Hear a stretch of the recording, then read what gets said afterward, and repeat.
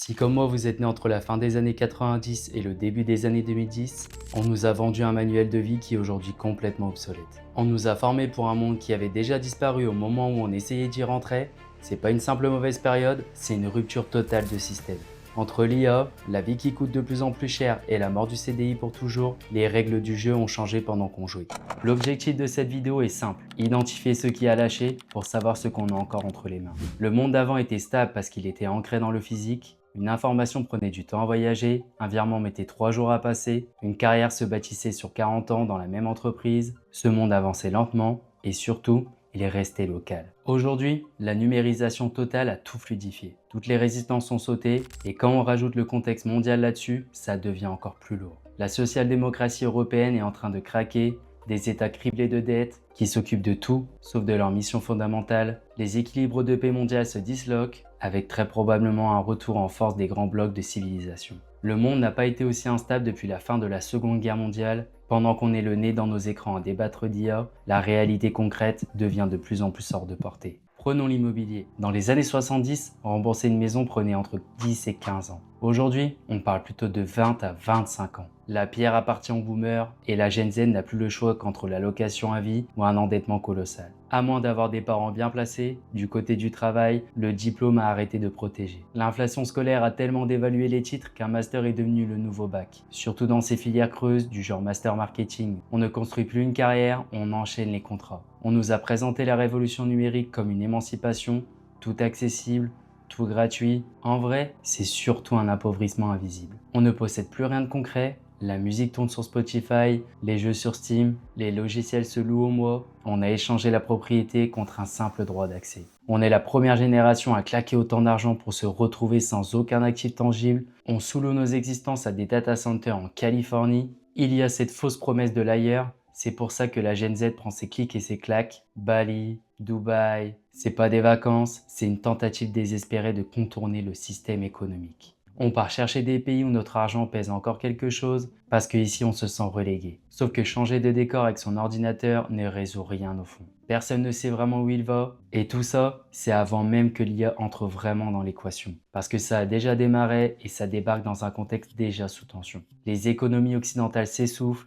Le marché de l'emploi junior se ferme, les grands modèles de langage, c'est juste le début du mouvement. Je vois défiler de plus en plus de développeurs qui touchaient plusieurs milliers d'euros par site il y a encore peu. Aujourd'hui coincés entre des secteurs saturés et des outils qui font leur boulot à leur place. Et je parle même pas du copywriting, de la relation client et de la traduction. Une étude de Upwork a révélé que ces missions ont reculé de 10 à 20% dès le premier mois suivant l'explosion de ChatGPT. C'est pas les cadres supérieurs qui trinquent en premier, ce sont les postes d'entrée, ceux qui étaient censés être les nôtres. Bien sûr, certains métiers sont encore très loin d'être remplaçables. Et ce ne sont clairement pas les dirigeants qui vont se mettre à écrire des prompts et à dompter les outils. Mais il y a un effet dont on parle peu, l'IA tire tout vers la moyenne. Une étude du MIT Harvard, sortie en 2023 sur des consultants, l'a démontré. Les moins bons ont gagné 43% de productivité grâce à l'IA. Conséquence directe, les écarts de compétences s'effacent. Tout converge vers le même niveau. Pour l'instant, ça rend service, ça fait gagner du temps fou,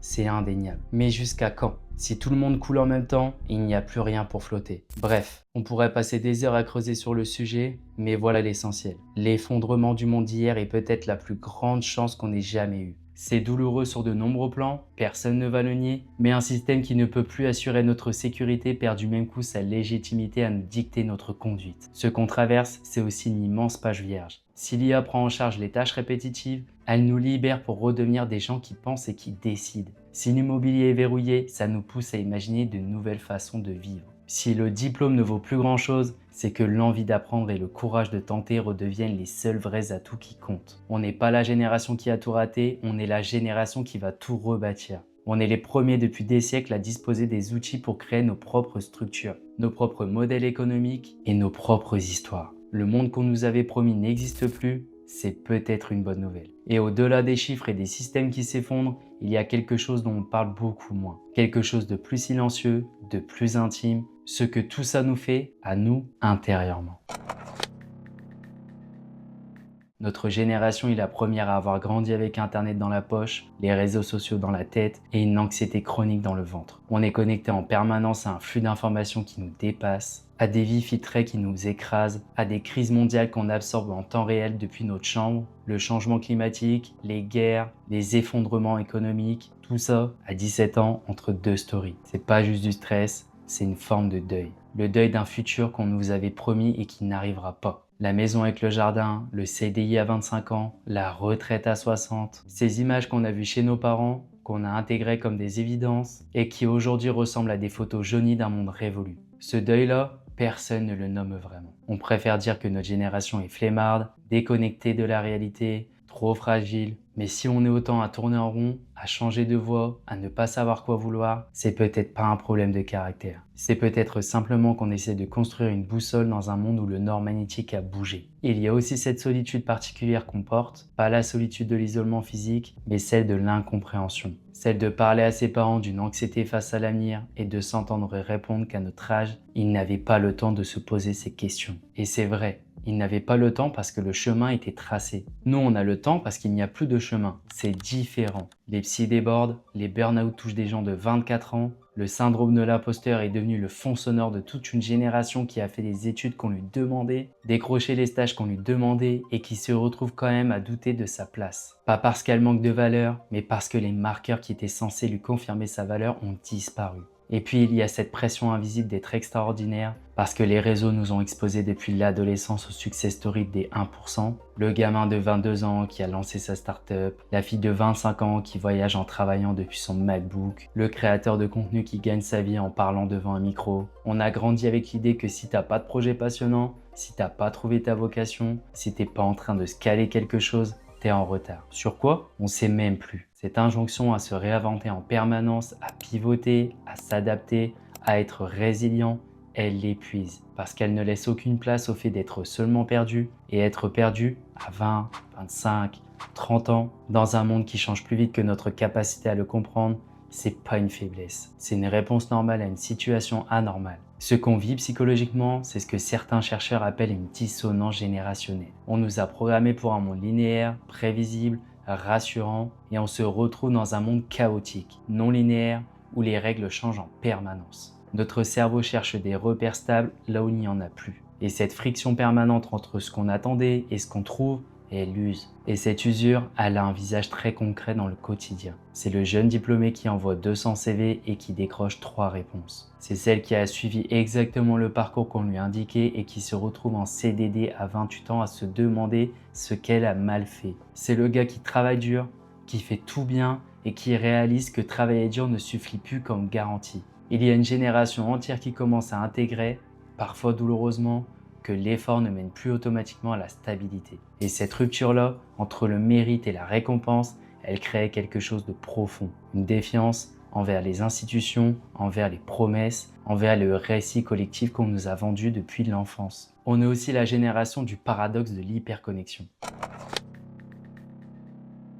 Jamais une génération n'a eu autant d'accès à l'information, aux autres, au monde entier, et pourtant, les études le montrent. On est parmi les plus seuls. Pas parce qu'on manque de contact, mais parce qu'on manque de profondeur. On a des centaines de followers et parfois personne n'a appelé à 2 h du matin quand ça ne va pas. On a remplacé la présence par la visibilité, et la visibilité, ça nourrit l'ego sur le moment, mais ça nourrit pas l'âme sur la durée. Il y a aussi quelque chose qu'on n'ose pas toujours dire, une fatigue face à l'injonction du bonheur permanent. Souris, optimise, performe, sois reconnaissant, pratique la gratitude, médite, lève-toi à 5 h du matin, comme si le mal-être était une erreur à configuration personnelle qui suffirait de corriger avec la bonne routine matinale. Alors qu'en réalité, une partie de ce qu'on ressent est une réaction saine à un environnement qui l'est beaucoup moins. Alors concrètement, comment on fait face à tout ça ?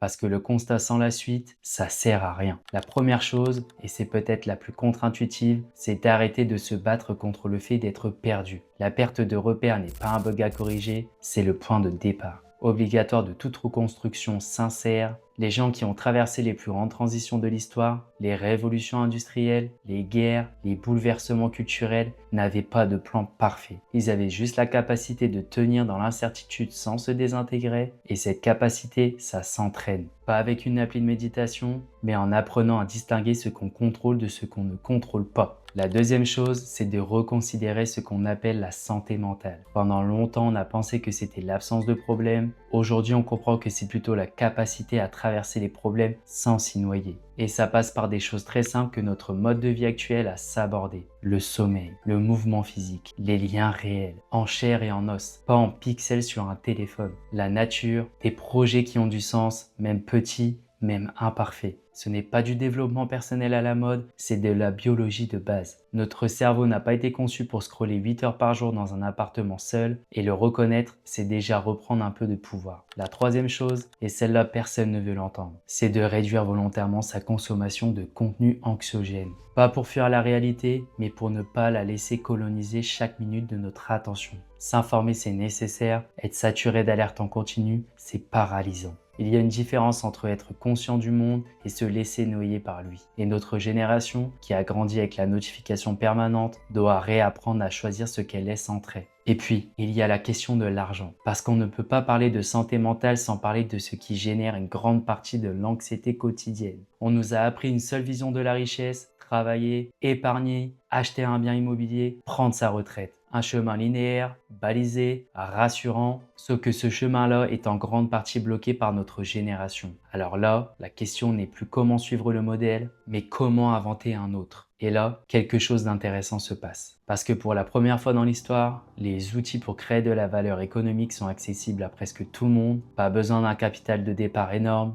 pas besoin d'un réseau hérité, pas besoin d'un bureau dans un immeuble haussmannien, une connexion internet, une compétence réelle et la capacité à le transmettre ou à la vendre. C'est pas une garantie, c'est pas magique et c'est clairement pas accessible à tout le monde de la même façon. Mais c'est une réalité nouvelle qui n'existait pas pour nos parents. Ce que notre génération doit réapprendre, c'est la distinction entre le revenu et la richesse. Le revenu, c'est ce qui rentre chaque mois. La richesse, c'est ce qu'on construit sur la durée. Et pendant une décennie, on a confondu les deux parce que le salariat les faisait coïncider. Aujourd'hui, ce n'est plus le cas. Ça veut dire qu'on doit penser différemment, pas forcément devenir entrepreneur, pas forcément tout risquer, mais comprendre que diversifier ses sources de revenus, même modestement, même lentement, c'est la nouvelle forme de sécurité. Parce que l'ancienne, celle du poste stable à vie, elle n'existe plus vraiment. Il y a aussi un rapport à la consommation qui est en train de changer, et pas seulement par choix. Notre génération dépense différemment, moins d'objets, plus d'expérience, moins de propriété, plus d'accès. Et même si on a vu que ce modèle a ses limites et ses pièges, il porte aussi en lui une forme de liberté. Posséder moins, c'est aussi être moins enchaîné. Se définir moins parce qu'on a, c'est peut-être commencer à se définir davantage par ce qu'on fait et par ce qu'on est. Et ça, dans un monde où les actifs traditionnels sont hors de portée, c'est peut-être pas si mal comme point de départ. Mais voilà ce que je pense vraiment. Cette génération qu'on dit anxieuse, perdue, désabusée, elle est peut-être simplement la plus lucide qu'on ait jamais produite. On est la première à regarder le système en face sans les illusions qui protégeaient nos parents, la première à refuser de faire semblant que tout va bien quand les chiffres disent le contraire, la première à se poser des questions que les générations précédentes n'avaient pas le luxe ni la conscience de se poser. Et cette lucidité-là, même si elle fait mal, même si elle déstabilise, c'est peut-être le point de départ de quelque chose d'important. Parce qu'on ne reconstruit pas sur des illusions, on reconstruit sur ce qu'on voit vraiment. Alors peut-être que la vraie question, celle qu'il faut laisser tourner, c'est pas comment s'adapter au monde tel qu'il est, c'est de quel monde on veut vraiment être les architectes. Pas celui qu'on nous a légué, pas celui qu'on nous fait miroiter sur un écran, mais celui qu'on choisit, consciemment, avec les yeux ouverts. Et ça, personne ne peut répondre à notre place. Si tu aimes ce genre de contenu, je t'invite à t'abonner.